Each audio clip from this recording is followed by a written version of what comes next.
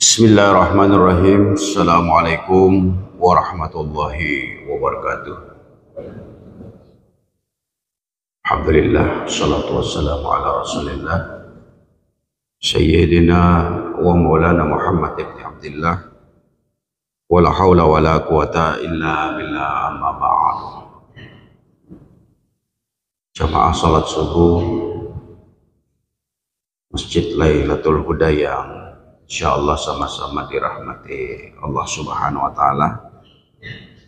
Mari kita senantiasa memanjatkan puji syukur kehadirat Allah Subhanahu wa taala yang dengan limpahan rahmat karunia hidayahnya hingga sampai dengan detik ini Allah masih memberikan banyak kenikmatan pada kita sekalian, khususnya nikmat Islam, iman, kesempatan, waktu luang, sehingga kita bisa kembali melaksanakan kewajiban kita menunaikan sholat fardu subuh secara berjamaah. Salawat dan salam kepada Rasulullah semoga selalu tercurahkan kepada junjungan kita Nabi Allah Muhammad sallallahu alaihi wasallam. Berkat pengorbanannya, mujahadahnya, Islam sampai kepada kita sekalian. Bapak Ibu yang dirahmati Allah, berselawat kepada Rasulullah yang tidak henti-hentinya. Berasa di kita bahwa perjalanan waktu sudah menghantarkan kita kepada hitungan insyaallah hari ke-10 ya, di bulan Syaban, yang putaran waktu itu begitu cepat perasaan kita saja, tapi kalau putarannya waktunya sama, cuma semakin tak terasa oleh kita putaran itu begitu cepat.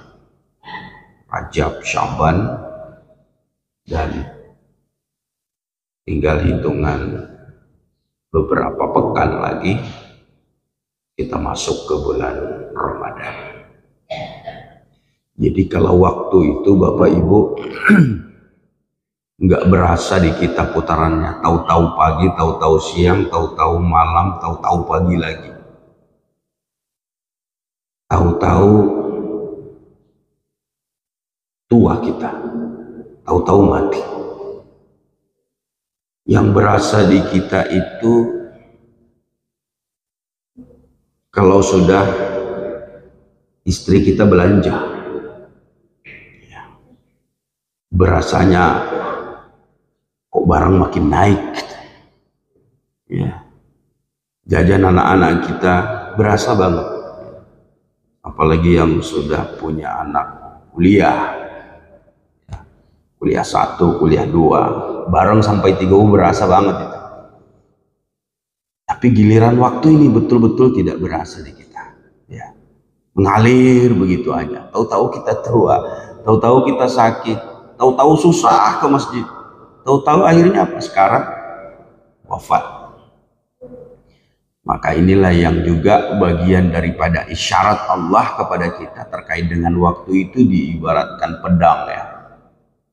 Rasulullah mengatakan kepada kita, waktu itu seperti pedang yang kalau kita tidak bisa memanfaatkannya, justru dia akan menghunjam kita kembali. Nah, Bapak Ibu yang dirahmati Allah Subhanahu wa taala, kesempatan singkat ini kita sama-sama saling mengingatkan yang sebentar lagi nanti tidak berasa di kita itu tahu-tahu malam pertama Ramadan, ya. Kembali lagi terulang waktu yang alhamdulillah mudah-mudahan Allah nanti memberikan kesempatan kembali kita bertemu dengan Ramadan 1444 Hijriah ini. Kalau 2 tahun terakhir kita dibatasi karena memang pandemi, ya. Mudah-mudahan tahun ini kita lebih leluasa, lebih diberikan waktu dan kesempatan kepada kita yang tidak dibatasi oleh kerumunan, sehingga kita bisa melakukan sholat atau amal-amal ibadah kita di dalam bulan suci Ramadan yang insya Allah hitungan 20 sampai 21 hari ke depan. Nah, untuk itu sudah menjadi keharusan bagi kita sebagai seorang muslim mempersiapkan atau menyambut datangnya bulan suci Ramadan. Oh, masih jauh Ustaz, ini masih hampir 1 bulan. Justru Rasulullah mengingatkan 2 bulan ya, sebelum masuk Ramadan diajarkan kita berdoa semoga bulan Rajab, Sya'ban diberikan keberkahan oleh Allah, dan kita mohon semoga kita disampaikan kepada bulan Ramadan. Jadi kalau hitungan 20 hari ke depan berarti sangat-sangat sebentar saja. Nah, untuk itu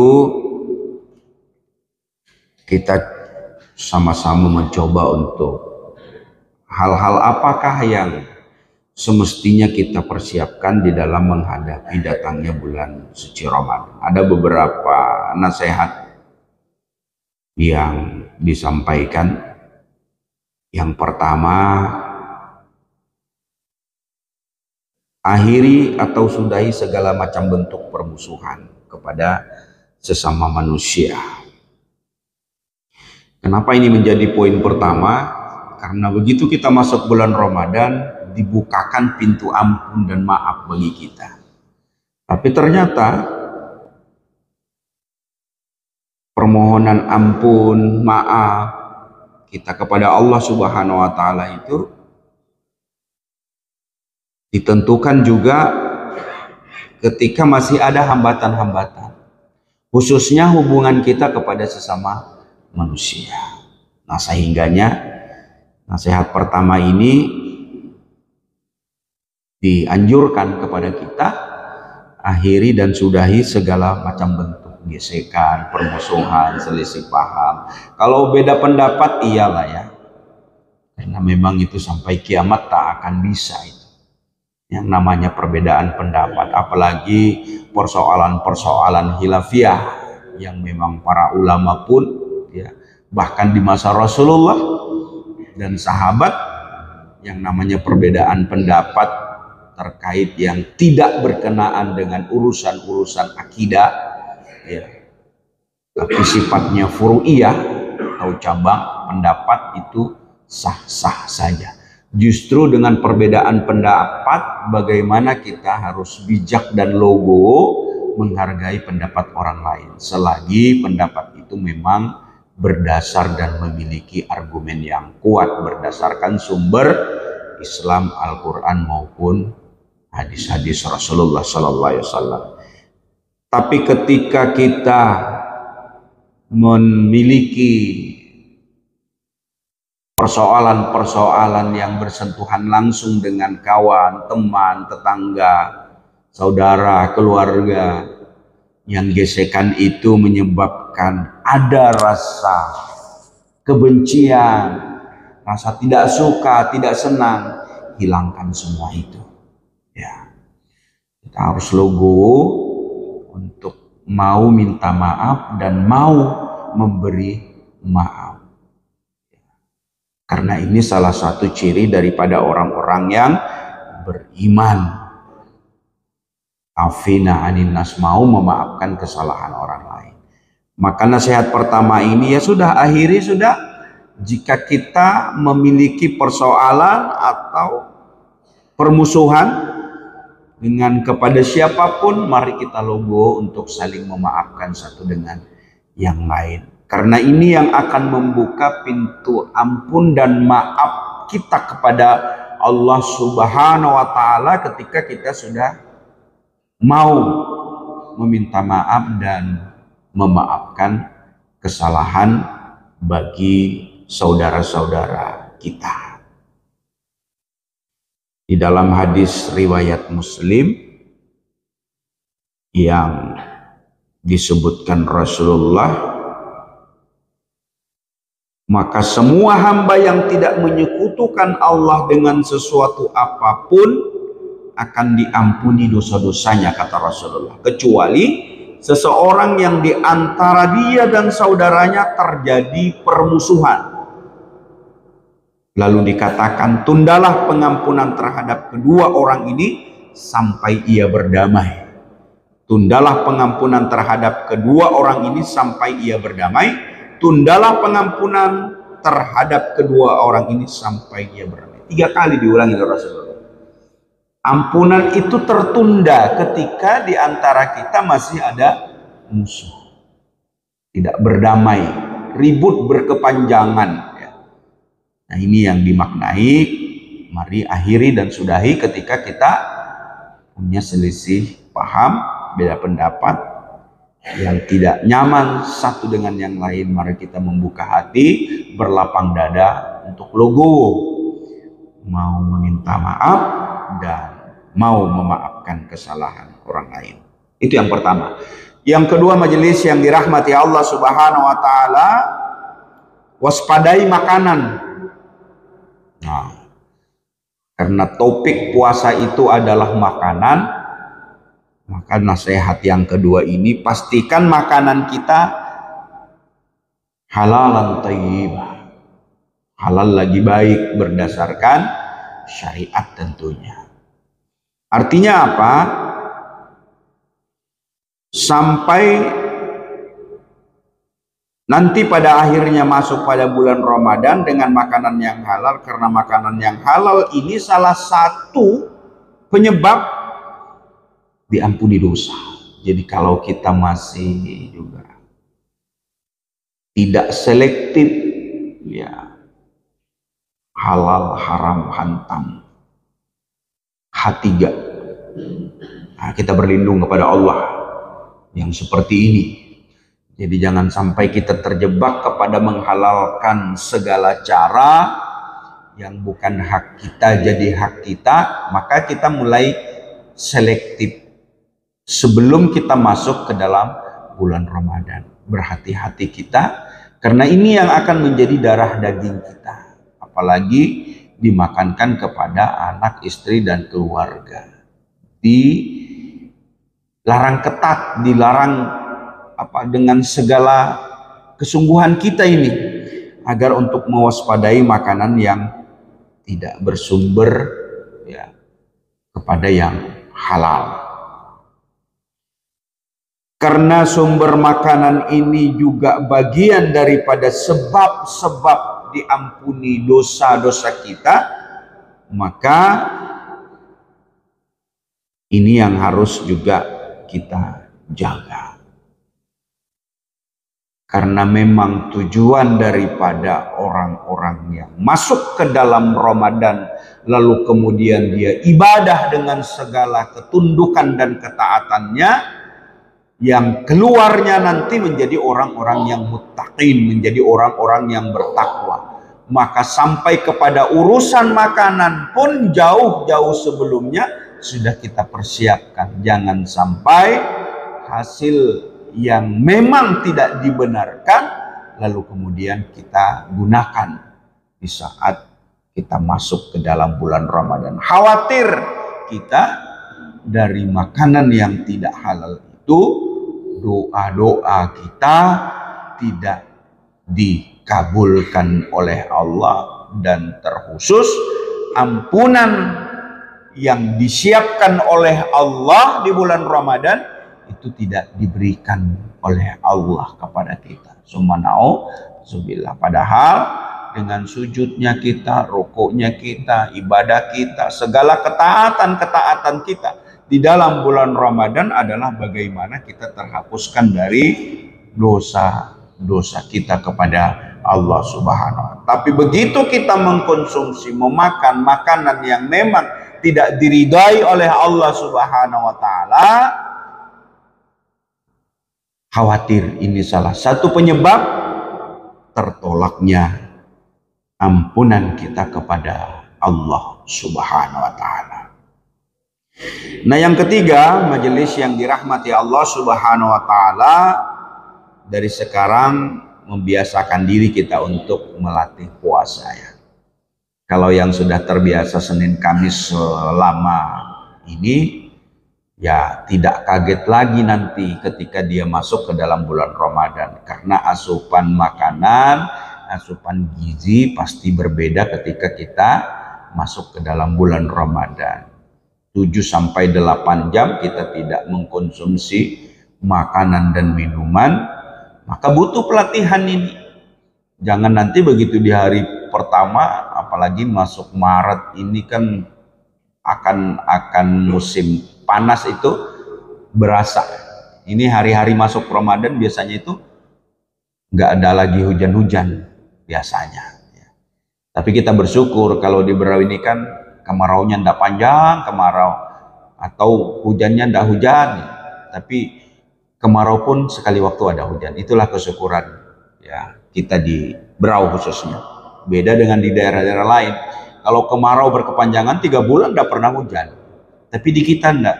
Panasnya pagi, tahu-tahu sore hujan. Itu yang juga bagian daripada nikmat Allah kepada kita di daerah Berau ini. Nah, membiasakan diri di saat sebelum masuk ke dalam bulan Ramadan. Ya, ambillah Senin dan Kamis, masih ada beberapa waktu ya untuk kita membiasakan diri supaya nanti begitu masuk Ramadan jangan kaget ya. Kita tidak pernah makan ini. Tapi Bapak Ibu yang terbiasa Senin Kamis, insya Allah ini akan mudah dia lewati karena sudah terbiasa untuk yang namanya berpuasa. Yang keempat, majelis yang dirahmati Allah Subhanahu wa taala, apa yang kita lakukan, melatih juga kita untuk melaksanakan sholat lail. Nah, lagi-lagi saudara-saudara kita yang sudah terbiasa ini nggak kaget lagi nanti 11 ya, ada yang 20 11 atau 23 dengan witir. Kalau kita Ramadan, untuk menyemarakan di dalam bulan Ramadan kita sholat tarawih di malam harinya. Nah, ini juga kalau tidak terbiasa berasa itu capeknya. Yang biasanya habis isya kita sudah harus istirahat, tapi justru setelah isya kita memulai kegiatan sholat lail kita, yaitu tarawih. Nah, di sini kita juga mesti selektif ya. Jangan sekedar untuk kita tarawih mengejar banyaknya hitungan rakaat misalnya, tapi kemudian kita tidak memperhatikan makna dan kaidah sholat yang sebenar-benarnya. Yang sebenar-benarnya itu apa? Sholat yang memang dikehendaki oleh syariat. Tidak ada buru-buru, ya, tidak ada kesannya hanya sekedar kita untuk berlomba-lomba dalam hal yang penting kita taraweh, tidak. Ya. Makanya di sini butuh ya, untuk kita melatih.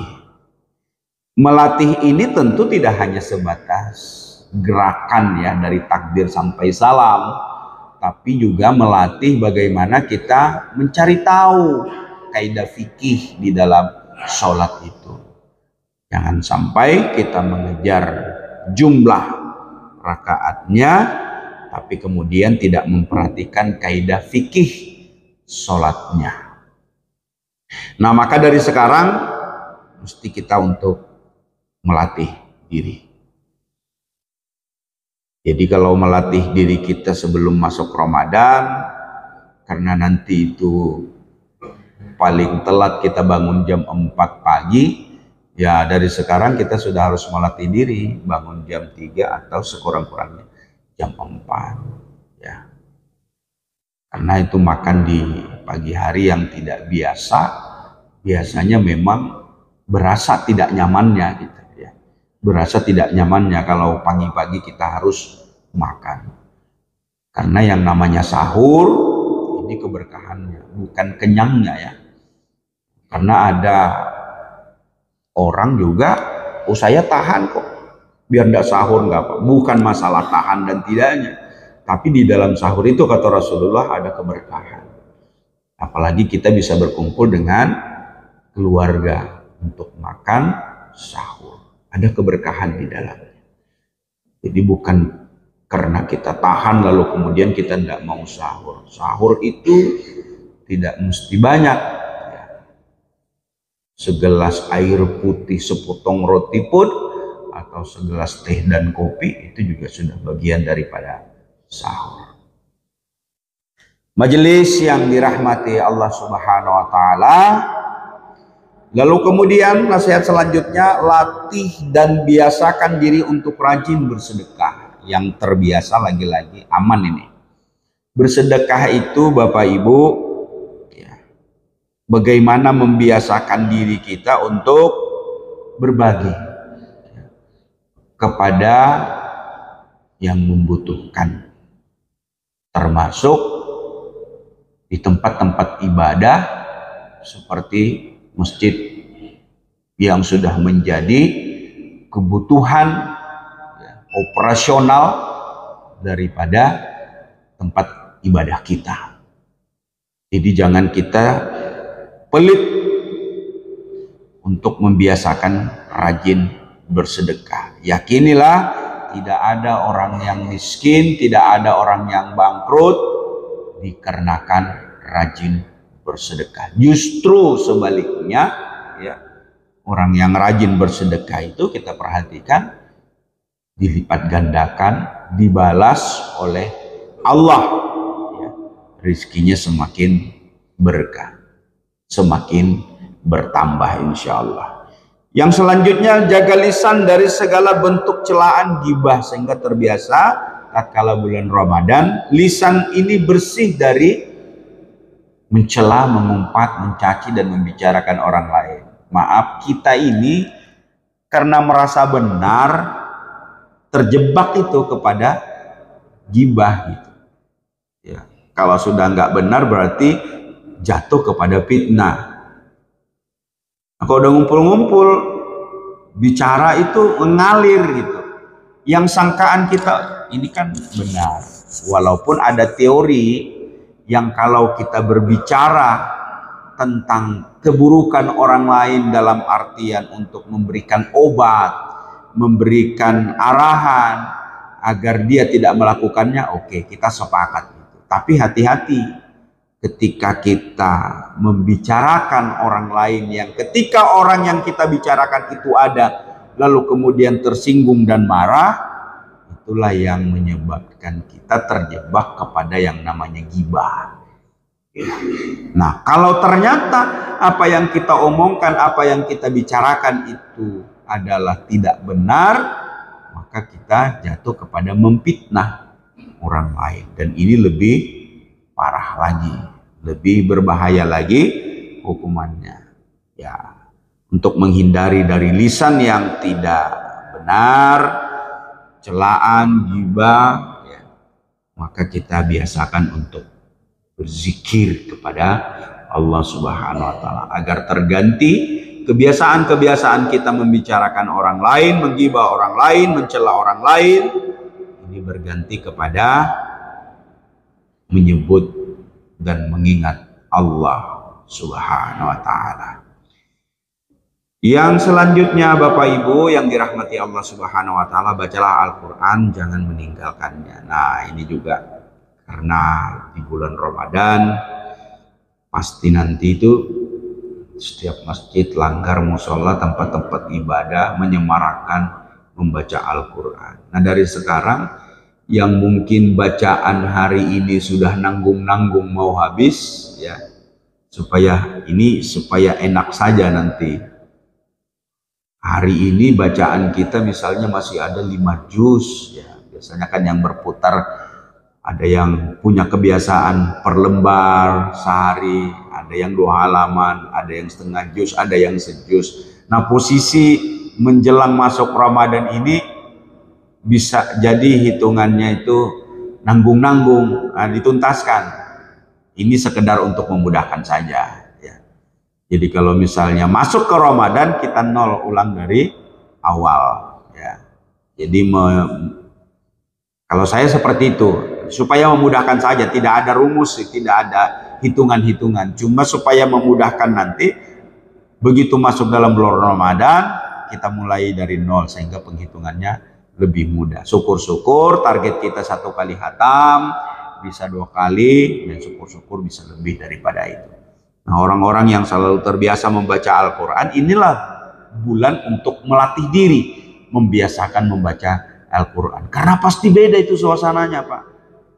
Ketika kita di luar bulan Ramadan ini, paling banter kita membaca itu ya 1-2 halaman atau 1-2 juz. Tapi kalau Ramadan tiba itu, coba perhatikan, hampir seluruh instansi, pegawai, pemerintah maupun swasta, kalau sudah habis zuhur, pegang Al-Quran semua, ya, pegang Al-Quran semua. Apa targetnya? Ya supaya hatam di bulan Ramadan. Padahal goalnya justru kita berada di luar bulan Ramadan. Tapi nggak apa-apa, ya. Daripada di bulan Ramadan enggak, di luar Ramadan enggak.